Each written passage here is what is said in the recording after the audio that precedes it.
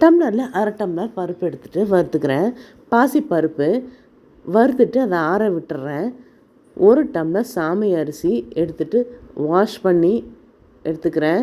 சாமை அரிசி பொங்கல் செய்ய போகிறோம்.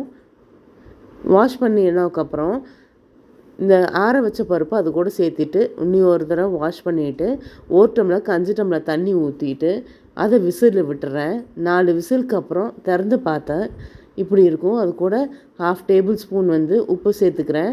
சேர்த்துட்டு மிக்ஸ் பண்ணிவிட்டு அதுக்கப்புறம் ஃப்ரை பண்ணுறதுக்கு 2 டேபிள் ஸ்பூன் நெய் எடுத்துகிட்டு அதில் கருவேப்பிலை, சீரகம், குருமிளகு, சின்ன இஞ்சி ஒரு பீஸ் எடுத்து நல்லா சன்னமாக கட் பண்ணி உள்ளே போட்டுட்டு அதுக்கப்புறம் ஒரு கைப்பிடி முந்திரி அது கூட சேர்த்துக்கிறேன். பொன்னிறமாக வறுக்கணும் முந்திரியை, கருக்க விட்டுறாதீங்க. ஃப்ரை ஆனதுக்கப்புறம் அந்த பொங்கலில் நம்ம செஞ்சு வச்சுருக்கோம்ல அது கூட மிக்ஸ் பண்ணிவிட்டு பார்த்தா ரொம்ப சூப்பராக இருக்குங்க. டெம்டிங்காக இருக்குது, சாப்பிட்றதுக்கு ரொம்ப டேஸ்டியாக இருக்கும், ஹெல்த்தியாகவும் கூட இருக்குங்க. நீங்களும் ட்ரை பண்ணி பாருங்கள்.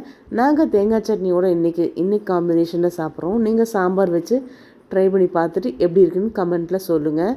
ரொம்ப ரொம்ப சூப்பராக இருந்தது. ரொம்ப சிம்பிளுங்க, குறைஞ்ச டைம்லேயே நம்ம செஞ்சிடலாம். ஸோ தேங்காய் சட்னியை நாங்கள் சாப்பிட்றோம், நீங்களும் சாப்பிட்டு சொல்லுங்கள்.